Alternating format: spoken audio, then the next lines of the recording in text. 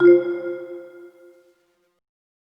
very excited today to be having this leadership profile virtual briefing as part of the Cybersecurity Collaborative. I'm Todd Fitzgerald. I'm the Vice President of Cybersecurity Strategy for the Collaborative. The Collaborative, if you're not familiar with the Collaborative, brings CISOs together, shares information, strategic and tactical insights, helps with career development, and becomes an advocate for security within the community. We're pleased today to have this leadership profile, and where a lot of webinars are talking about different topics around technology, this series is really geared towards helping CISOs become better CISOs and all those other things that aren't covered in the technology type webinars. So without further delay, Roland here is the Global Chief Security Officer for TikTok and ByteDance. He has an extensive career. He has worked in the military. He was served in the U.S. Air Force as a combat security specialist. And he worked for ADP as a vice president for quite a number of years, 10 years, in fact. And prior to that, he worked for EMC as a vice president. So pleased to have you here, Roland, today to share this great history that you've had in your career. Todd, always great to have a chat with you, and great to share with the community.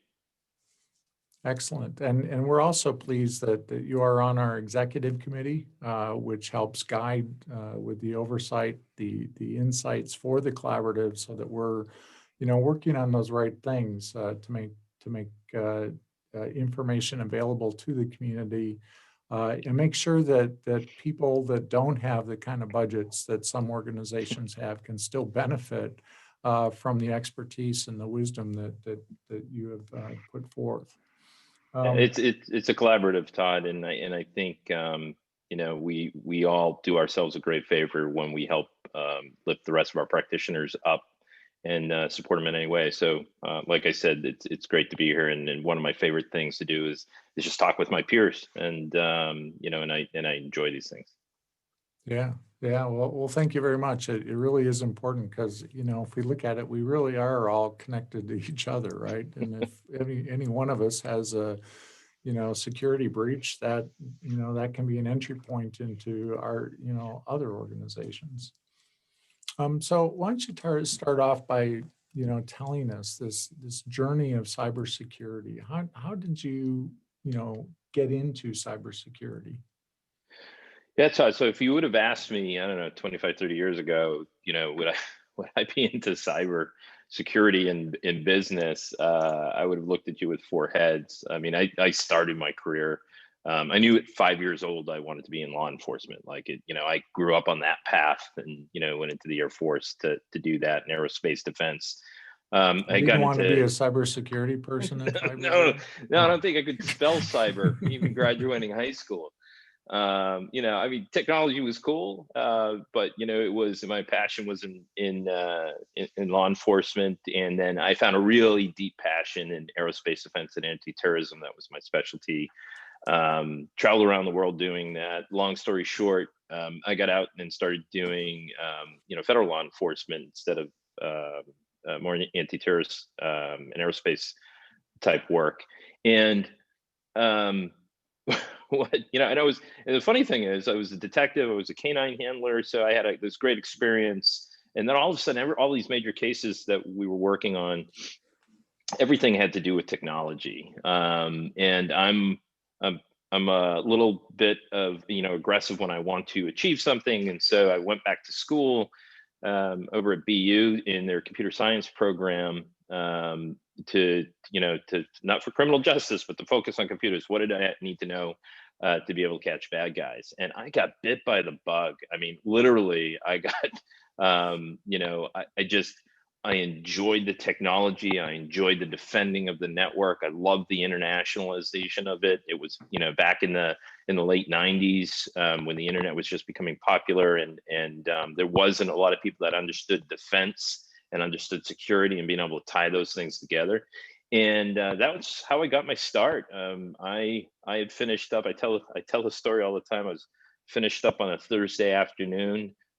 This was back in the days of faxing. Got the Sunday paper, looked at all the senior security jobs, cybersecurity jobs, applied for four, had interviewed with all by Wednesday, had faxed in my resume Sunday night, got calls back, and had a job doubling my pay leaving the government on Thursday. And that was my first foray into building cybersecurity teams. And quite frankly, I haven't looked back since.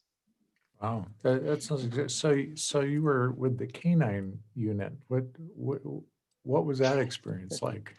Best job ever. One of those questions I get asked from kids all the time is like, if you didn't do this, what would you do? I go back to being a canine handler. It's an amazing work to work with a partner that gets you, understands you, and and works so hard every day to please you, and the wins that you have, and whether it's tracking a missing person or finding drugs. It's a very fulfilling job, and just fun as hell. And so, I do miss that job, but this has a lot of wins too. Excellent. Yeah. So what school was that you said that you went to? You said BU, Yeah, BU, Boston University. Boston University. Yeah, great school. So what made you decide as you were looking around at schools? How did you pick the college that you picked?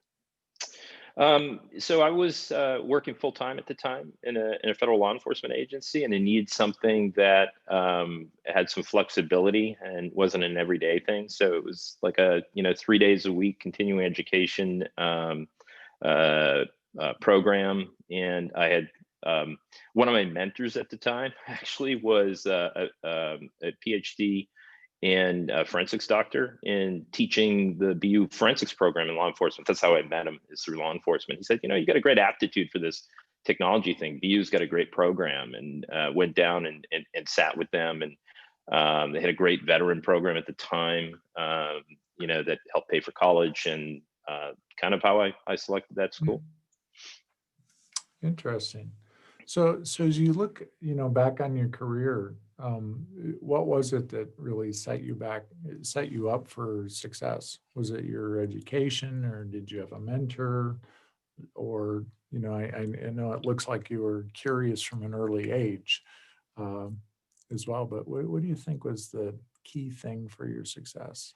I think it's all of that stuff, Todd. Like, so the military gave me some great discipline. It gave me a great base. The government spent a lot of years teaching me how to protect things and investigate things. So, you get that natural, deep education in defensive operations, protection.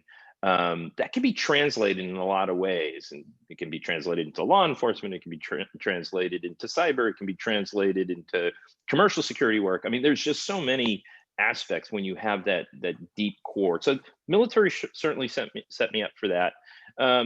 Getting a base understanding non-criminal justice. My focus before was in criminal justice degree, and so getting away from that, getting into tech, getting into a STEM program, and understanding technology was important. But you mentioned mentors, and like there have been some really diverse mentors in my life that were key in helping me really get to where I am today. I mean, if I could think of three core ones, I guess one would be Dr. Sewick, the gentleman I mentioned at BU, who saw that I had an aptitude that I didn't even understand around technology. I didn't understand what a technical aptitude was, but he saw it and brought it out of me. When I got out of government and working for EDS, one of our major customers was a company called Boston Scientific, and the CIO was, a double MBA in business and finance, just an absolutely amazing business person. He took me under his wing and taught me, as a contractor to them, just an awful lot about security. And then when he moved companies, he gave my first opportunity at EMC. He called me over and said, "Hey, you've been you've been, providing me security services. Why don't you put your money where your mouth is and come and run global security for me here? And in the time that he stopped to teach me to talk to the board, to talk to the business, to turn things into business terminology rather than security terminology, really made me embrace business operations protection as a career, even more so than cybersecurity. And then I had an opportunity to work for the essentially it was a former head of sales in an organization, VP of sales for a company, and his connection with people, his connection with convincing people, and his ability, you know, uh, to get people on the same page, his leadership capabilities was just amazing. And so I think it's a combination of all those people and what they taught me in the educational, foundational elements that got me here, and of course my experience in the military. It's all those things collectively over time that's just given me the great fortune of being able to do what I do today. Yeah, it sounds like you had some great mentors. And while we're going through this, this discussion, I did not mention in the beginning now, but I'm going to mention it now. But please put questions in the chat window, and we will answer those questions later in the session. So feel free to put any questions that you have for Roland. So, with the military background, it obviously gave you some good schooling and discipline. What advice would you give for people coming out of the military that are coming into environments? I mean, I've heard people talk about, and I've worked with military individuals in the past myself, and sometimes there's a frustration that people don't do what they're told in an organization.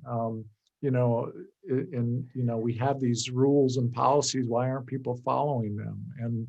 And did you find that to be something that you had to overcome as well?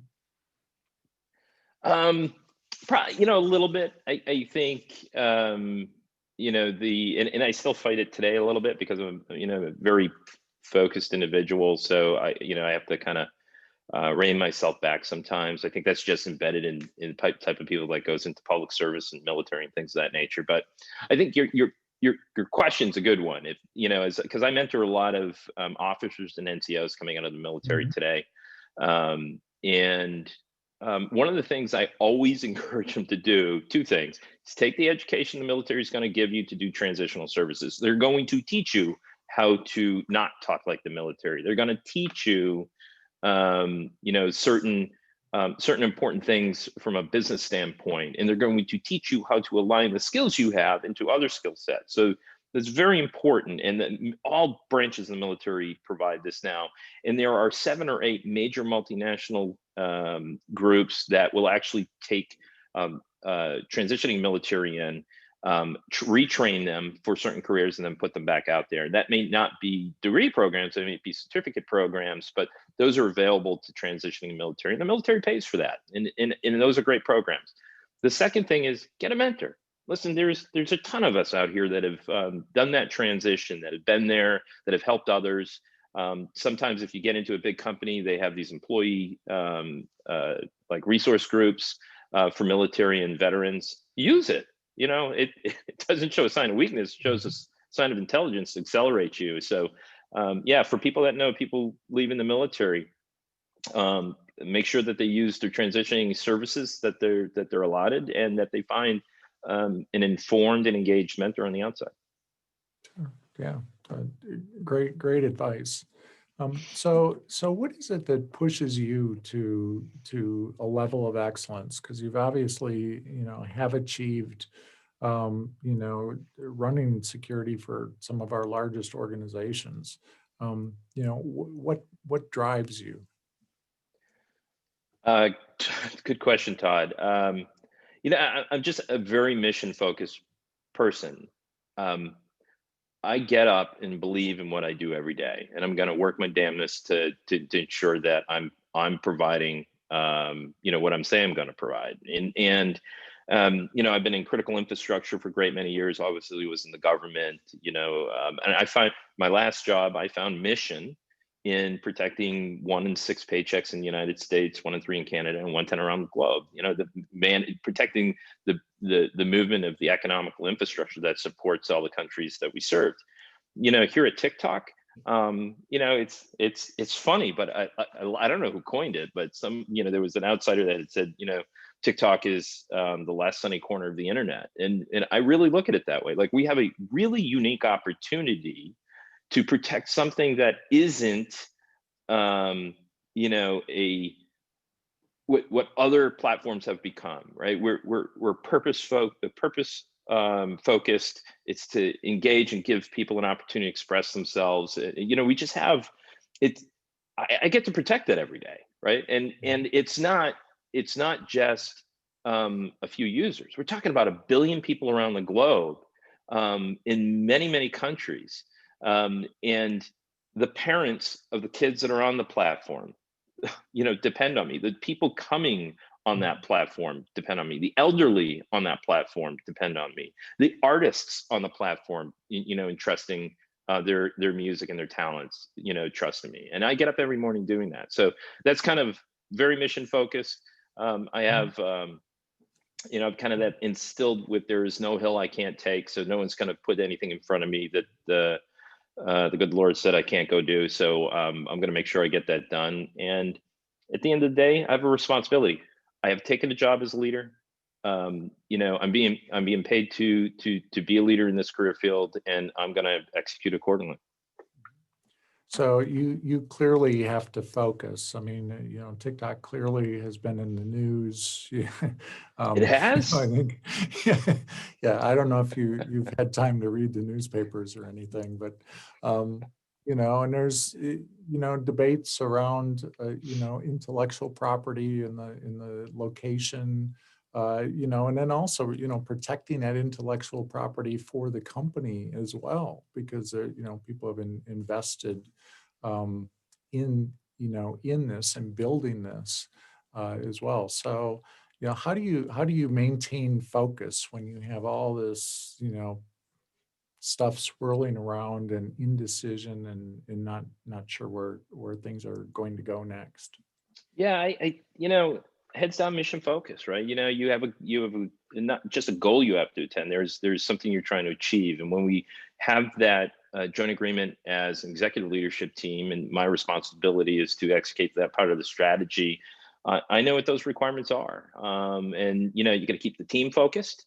You have to ensure that you understand your priorities on a daily basis and how that's impacting your mission segment.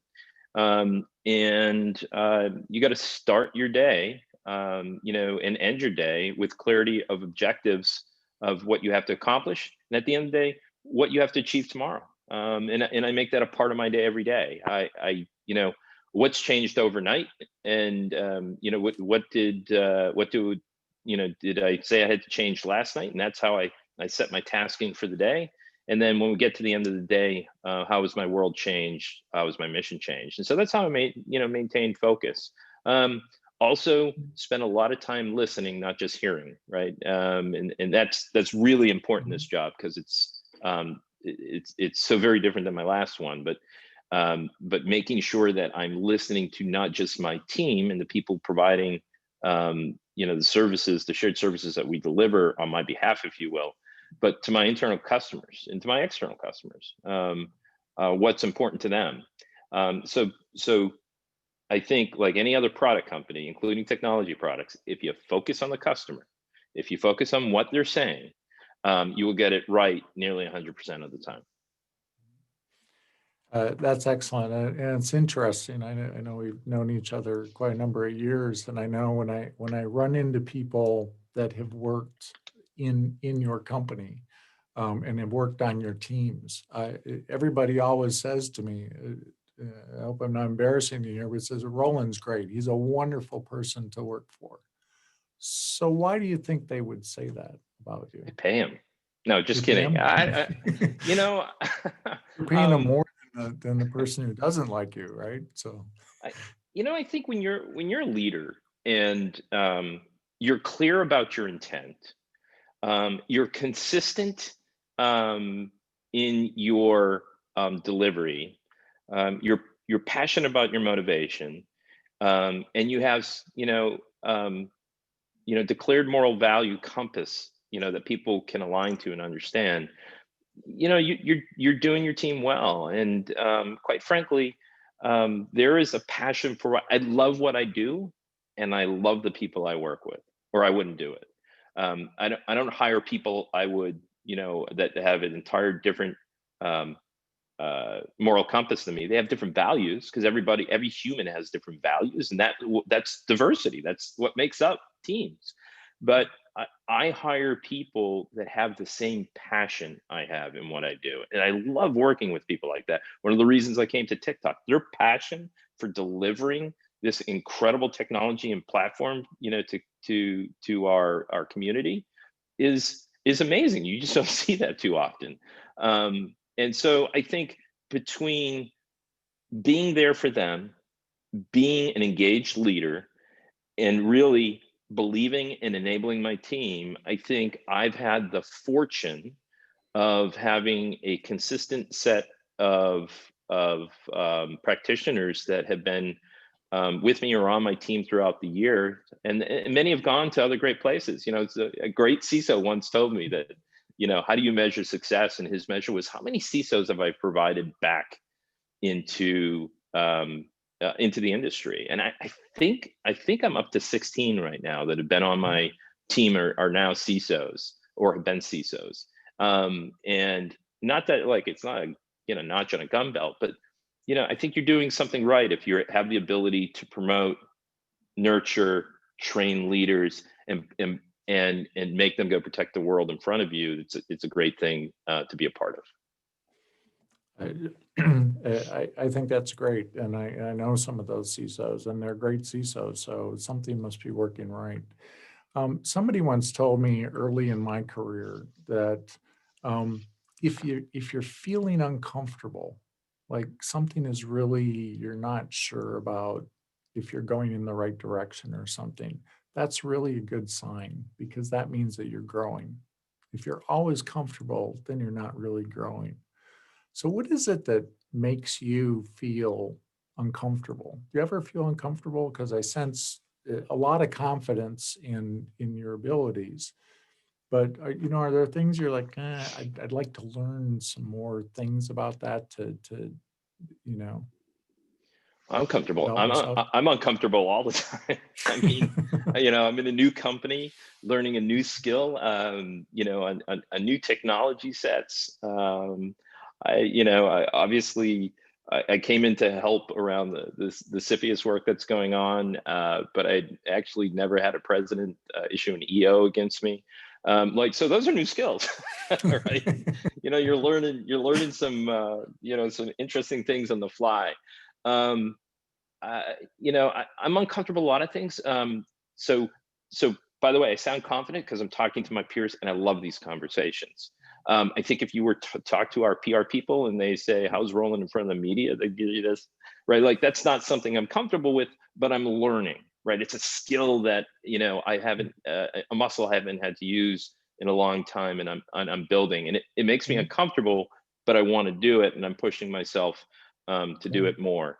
Um, there's also different styles of leadership. I've been comfortable, if you will, for the last decade at an amazing company with an incredible leadership team, and I moved over to a brand new one with the CEO's 36 or 37, right? I'm like double the age of the average practitioner or engineer in the company, um, and so that's a little bit uncomfortable, making sure I not just fit in, but I'm part of the culture. How do I change myself to be part of the culture?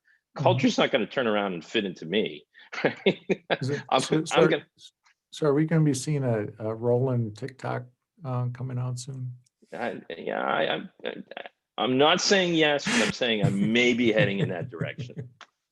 So yeah, there's a lot of different things that make me uncomfortable, but technology, new business skills, all of those things should make you feel uncomfortable. And if you're feeling too comfortable, maybe it's the time to leave your job. I think that's a really good perspective. So when have you had to overcome some personal adversity, and how has that impacted your career? Um, yeah, there's such a long list. No, I guess when you put it that way, like, again, I like to think of things at threes. It makes life easy for me. Um, I will tell you that 9/11 was a tough time for me. I'd recently left the government in a specialty in anti-terrorism, and 9/11 happened. I just started a company. I just left government, and I just started a company, and I had about 9 people working for me, and I remember those 48 hours after it happened, being up like around the clock. I got a call within the, we're looking for people with your skills in your area. Will you come back?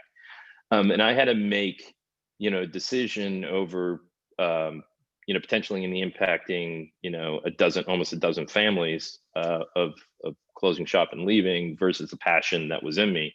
And, so that was personal adversity, and like in self, like I'm born to protect, but I can do just as good a job in protecting the United States. And what I was doing at the time was critical infrastructure defense on the cyber side, and I was able to kind of overcome that in what I was doing.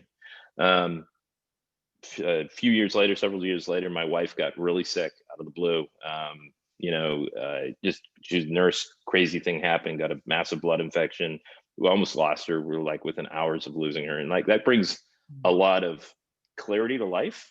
But what also taught me is what teams really mean. Like, in the military, you used to a military family, you support each other, you deploy around the globe. But I will tell you, what team means in the business context, and being able to focus on my family and know that my team at work, would take care of. I could trust them, and they would take care of me, and the company. So I learned a whole new level of trust in the business concept ways, and I think there's also been some times when I've made some personal decisions that affect business outcomes. So learning that your personal life and your professional life isn't necessarily separate. And I think kids are learning that the hard way today. So whenever I can bring that back to people, that you what you say or do on the internet, or what you say or do in public, or they're not total separate, whether it's your personal life or not. So I think making sure that I take that lesson and teach other practitioners that. I think that's an outstanding lesson. I mean, our lives have to be congruent, right? They have to support each other. I agree. And so along that same vein, how do you stand up for right versus wrong, even when that's not easy? You know what? I guess it depends on the person, but most of the shirts I create for my team, when we're doing team exercise, they have a simple term that was actually a flagship term for one of my last companies. It says integrity is everything. That's it. It's pretty simple. Integrity Mhm. is everything.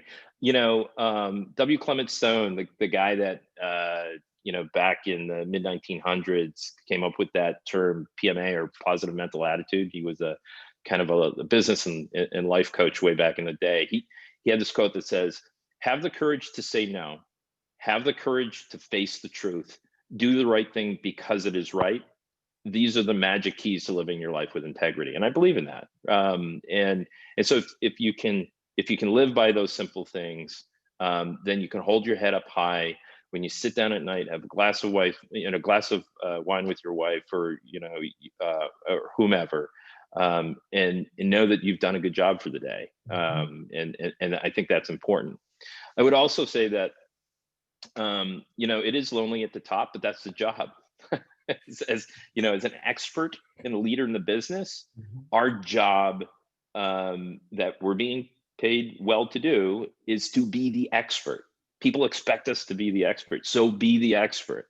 Know your job, know the requirements, say the truth, and deliver the business case for what you're the expert on. People may not like it, and whether it's you're pushing them in one direction or it's stopping bad things from happening, that's what you're getting paid to do. So if you're in this career field, plan on it. Yeah, lonely at the top. I like that. Um, I think we've all been there, and it's, somebody has to carry that flag, and somebody has to be the one that says, this is really the way it is. Um, so, given that, we all have, projects that didn't go quite the way that we wanted to in our careers. Um, what have you learned from, something that went bad, or, you don't need the exact example of what that was, but, unless you want to share that, but that you wished you would have known earlier in your career, that maybe could have, prevented that from happening, had you had that advice. You mean other than $3.5 million goes real fast? No, just kidding. Yeah. Yeah, I'll leave that one alone for a minute. Yeah, Like and the project if takes twice as long, right? just takes one time. Um, listen, if I like the way you put it, what did I learn or wish that I would have known earlier in my career? I guess it falls to really kind of two basic points, right? You can fail, you can fail fast, and you can fail with immunity, but failure to plan is not immune, right? If it's your fault because you didn't do the planning, you didn't put the work in, then it's your fault. You can run as fast as you can, do the things that you said you're going to do, try hard things that may fail, and fail fast. But if you don't do the work, shame on you. I think that's number one. Mhm. And I've learned that the hard way. Let's just go do it, and I'll do the right planning, and you won't see me doing that anymore in my career. Um, and and fail. Everyone talks about failure, and so I think people miss the point, because I think failure isn't important at all, right? Um, People focus too much on that word failure. What I think they should focus on is perseverance. Perseverance is important, right? When you pick yourself up off the ground, when you said, "Man, that hurt," I wasn't expecting that sucker punch, and you get back up and you get back in the fight. That's important. Teaching teaching your kids, teaching new practitioners that perseverance will lead the way, I think, is just a lesson that a lot of people don't get in life. So that's what I focus on, and I wish I would have figured that out earlier. Yeah, good, very good. So I know that, you've done a lot of work with different communities, and maybe you want to speak to that. But, how is that, what is that, why is that important, to take the time? I mean, you're obviously very busy, to give back to the community. Um, yeah, I mean, I think everyone has, like I mentioned earlier, their kind of own moral compass, and reasons for doing things in life. In this area, my perspective is like God gave you gifts to share with the world, so share them, whatever they are. Um, what yours was given to you for a reason, so to share them out there. I mean, obviously, I have a passion for the military and law enforcement, so I focus a lot there, and give back, the opportunities I got to other people to get them into their career, to make their life better, to make their families' lives better. I just enjoy doing that. I think as a practitioner, though, at this level, we have so many opportunities, to help our communities and in the future of the world we believe in. I really think big like that. I think, we as a community of security risk and privacy practitioners can truly change the world, right? We can focus on the protection of our communities, and those that are most at risk. How do we help the elderly? Can you go in and work in, elderly programs in your community to educate against fraud? Can you go in your school? I'm signed up for 2 events this month, with the Florida, society, essentially, for supporting schools. And so I'll be teaching, I think, junior high and high school level, how to be secure online. Like, you can do that, and it doesn't take a lot of time, and this stuff cold, so go do it. I think you can help the future of our career field, right? I mean, what we're doing is important to the world. We're securing the digital ecosystem. We're securing the future of commerce. We're securing a lot of things. So go help build that. and in future, focus on the future people that'll take our positions. And then, um, we should be focusing on the protection of our digital business communities as business leaders. You said at the beginning, there are CISOs probably on this call that don't have a quarter of the budget that I have, right? How do you help them? How do you sit down and have conversations? I have conversations with CISOs all the time, about how what they can do, to better their program. If you feel so to share, go do that. But you also have opportunities with your small business administration to teach businesses that don't even have security people in them what they can do. What are the top 5 things that a little company can do to make sure that they're not a victim, right? Work with your SBA, work with your Department of Commerce within your town. Host a session, right? These are awesome things that you can give back. And I'm passionate about it because I think, like I said, you were given the ability to do what we do for a living, which to me is a blessing and an honor, and I just want to find a way to give back. And I'm glad you mentioned that. I remember going to a session years ago at an association meeting, and they had somebody talking about volunteering opportunities within this one city. And there was a website that had 800 different ways of volunteering. And it was sort of new to me because we tend to think of volunteering in the terms of, I'm going to work in the soup kitchen, around the holidays type of volunteering, or I'm going to build a house somewhere. But cybersecurity people have skills that we can help communities in our own way, and to make that step, like you're saying, with helping the elderly or going out to the schools, and helping people be more secure. I agree. So let's go to some of our questions. We have a lot of questions that are coming in on the chat. Please feel free to send more questions in. We'll try to get to as many of them as possible. The first question that we have is 5G hardware vendor risk anything new, or was it always there and is now just being hyped for political reasons? Ah, um, so it certainly is. I mean, there's vendor risk, but I mean, if you think about the concepts of 5G and how it will change technology, I think it is different. I think, when you think of a wired infrastructure within your maybe your data center, or how offices work today, that will entirely change. It will change what the workplace looks like. It will change what technology infrastructure looks like. It will. We're going to be talking about dual competing technologies, on devices that we're going to, it's going to be like IoT on crack. And how do you manage that? IoT is already hard enough to get our arms around, right? I mean, just think about your facility security, protection, defense stuff. It is, we have to be prepared for it. I mean, it's not a tomorrow thing. We don't even have a distribution carrier, but it's I think a hell of a lot sooner than quantum computing, right? So if you're focusing on, next generation financial transactions using different type of chain technologies, or you're focusing on different types of future generation encryption.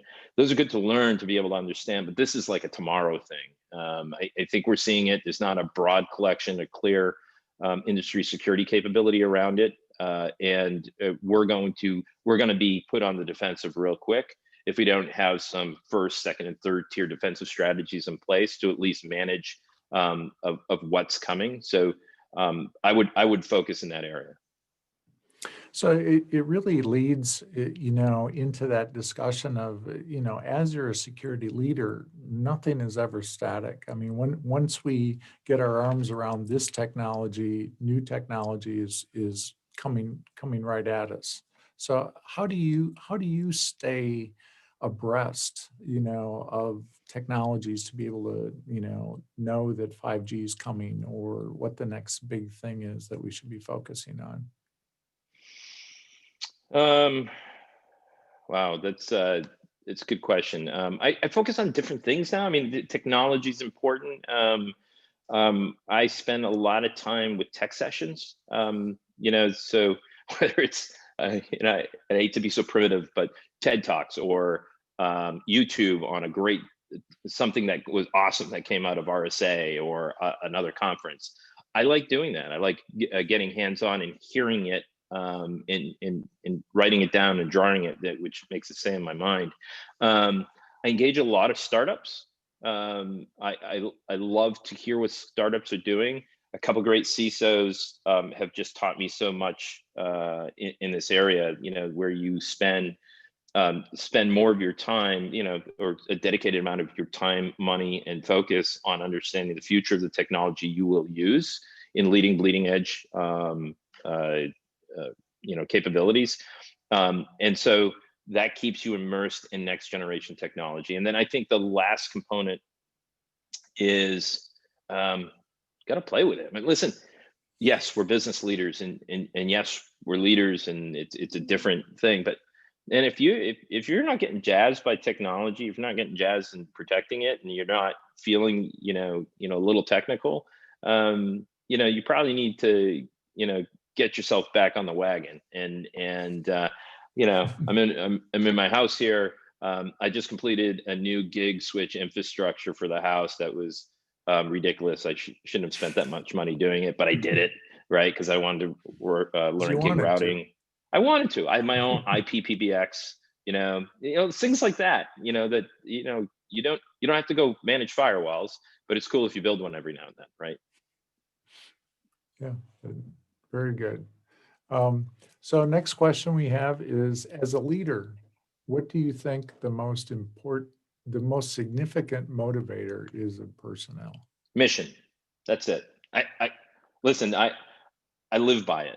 If you can explain why they're doing their job, your team will get up every day, every morning, thinking about that job. If you're in healthcare and you explain that if you screw up your job, that a patient may die because they went to the wrong ER, or if we screw up our job, in any given career field, you just what are the downstream residual impacts of us not doing our job, and why is it important for us to do a good job? If you can explain that, articulate it, show them the way and their impact to that, they get mission. Money's great, but I'll tell you what, you'll have an incredibly engaged workforce. And what's one of the major measures we have as leaders? Engagement, right? Look at your scores. When you focus on mission, watch your engagement score. Mhm. Great answer. Do you regularly meet with your business leaders at your company? Every damn day. I mean, we're a smaller You company in want to? comparison. So what I like to do is have regular sessions, that are static, either every bi-week or monthly, where we have standing meetings for different leaders and executives in the team. I'm fortunate in my current position where they actually drag you into those, meaning that I have standing meetings with executive leadership from finance, from all of the major technology arms, with our PRGR and legal teams, right? Like those are standing meetings. So it's all the time. And it's important, for many reasons, obviously in the time that we are in the company I'm in, but also just from a how do we go to market? And one of the most important things we focus on every day is how do we ensure the sanctity of the platform, the protection of our community. Mhm. And so when you're working with those business leaders, what's your favorite metric that you like to put in front of the boards of directors to quantify InfoSec maturity and risk? Yeah, it's a broad, longer topic. So board of directors, depending if you're in a public company or non-public company, regulated, non-regulated, you're going to have different things, right? Is there one or two favorite metrics I have? I follow kind of the NACD catalog, from National Association of Corporate Directors, about 3 years, came out with a way for people to look at risk. I focus a lot on, first of all, do we know the totality of risk? Like, what's the level of threat surface we understand, have controls, understand the risk around? Like, that's an important number. Like, when they ask you, well, Roland, how do you know? Well, I know because we have visibility into 98% of the infrastructure, and that's measured by this. We have risk management across, this percentage. Like, that's an important thing to know, is what am I protecting? What is the totality of my capabilities? And how do I know? And being able to deliver that to the board. I think another key metric is, again, around threshold, right? And whether it's risk threshold or it's certain pain points, around monitoring and management or incident response, like, how do you develop that threshold? How do you explain why you put that threshold there? And how are you measuring to it? It makes it easier for them. So I'll give you, for instance, third-party risk. They all ask us about third-party risk, right? So what's the threshold you have there? It might be a very specific number or a level of risk. And where are we at with that threshold with third-party risk this month? Did we go over it? Did we go below it? And so using that threshold concept has been, I think pretty successful in my recent career. What do you recommend to approach leadership with supporting security policies that the InfoSec department wants to implement? Well, I wouldn't talk to them about information security policies. I would talk to them about business operations protection policies. And I think the best way to approach those typically is, what is the risk that the business is facing? How do we get our arms around it? And what are the 3 things that are going to stop it from happening? And so when you talk in that context, you're staying away from it's a policy, it's an InfoSec thing, and you're talking about protecting their business. The second thing is, when we talk to policy, it's important to say, I want to educate. And so the best way to educate is to really do 3 things. And one is to create the guidelines that we can educate our employees on, so they know what to do. Like, if you don't educate people that you got to stop at a stop sign, they're not going to stop at a stop sign. So let's create those stop signs. So we give people the guardrails. The second thing is, you got to implement this stuff in technology. You can't give a policy without having the capability to actually have that control. So we think the control is this, and we're going to work with our partners in IT or whatever on those controls. And the third thing is, let's communicate the hell out of it. Let's not just give them the tools but spend some time, explain it and how they're helping defend the business and making sure we're successful. And I think when you go in with that attitude, with that level of information and detail, it goes a long way. Our next question is, what are your biggest challenges in changing the culture of a company to be more risk aware in your approach to overcoming these challenges? I guess I can't use a sacrificial lamb comment. Just kidding. No, I mean, listen, never let a major disaster go unused, right? I mean, you've probably been taught that since day one. There's some truism in that, right? This was bad for the companies. Here's how we could have avoided it. This was the miss in my program that allowed this to happen. Here's where I need the totality of the company to do that, right? That's one. I think the other thing around just risk aware and culture is how we present it. We don't always talk about the downstream residual impact. We don't always talk about opportunities. What are the different opportunities for reducing that risk, and how do we articulate it in pictures? There was a great book. Now I'm going to forget the name of it. I think it's called How to Speak in Metrics, or something like that, with metrics. And it's really about, how do humans are made for visualization. How do you give them that visualization capability, not just red, green, yellow, but an easy understanding of what risk means and the downstream residual impact, and what are our opportunities to fix that? And when you over communicate, or you create information that they can see on a more regular basis, not just a once a month report you give to them, say you're good, you're bad, here's what you got to go fix, but you integrate into their business process, you integrate into their decision making and their BI platforms with your risk information. That's when you win, because they expect it. It's part of their decision making process. It just comes part of how they do business. And you can start in one or two specific areas and then move to all aspects of their business. Or if you have, the capability to do big bang, give it, design potentially your risk delivery model into their business BI capability. We have time for one or two more questions. Here we have a question. As politics seem to be in the forefront these days, is it possible for companies to stay out of it? If not, what's the best way to navigate or prevent a company from going viral negatively? That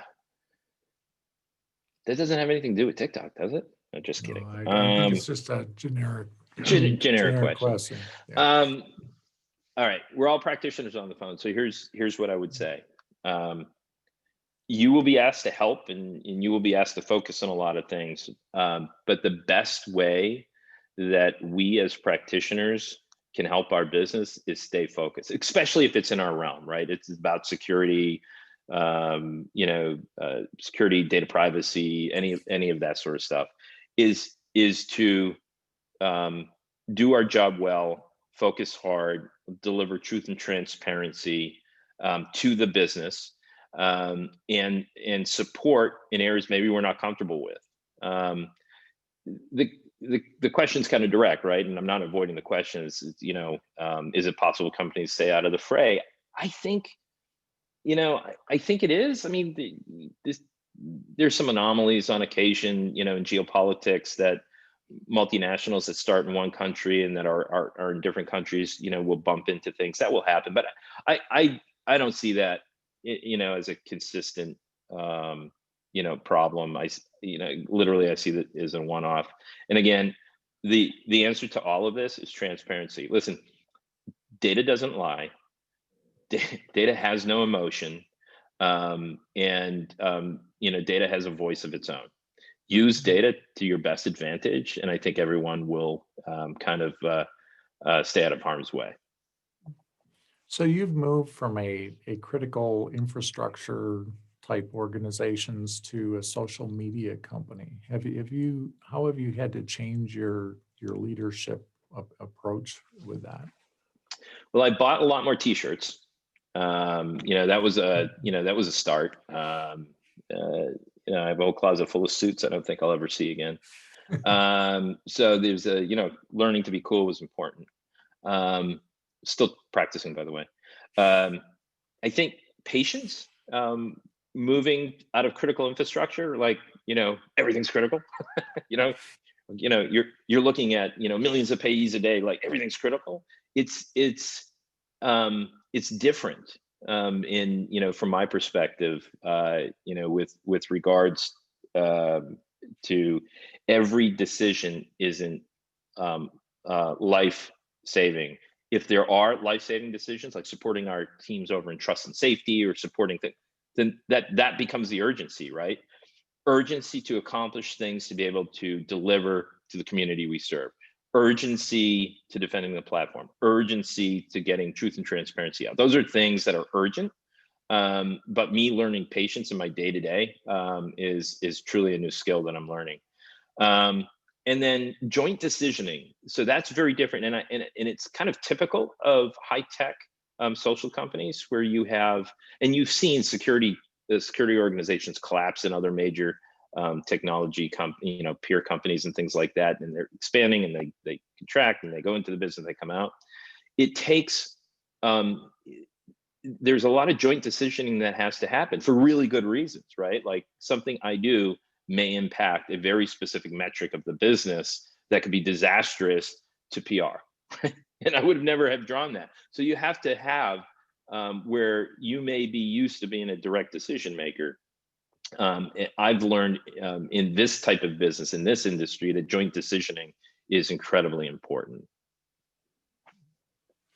Very good. And is a final question. While we put up some poll questions, if we could put up those poll questions for people. Let's get the poll questions up here.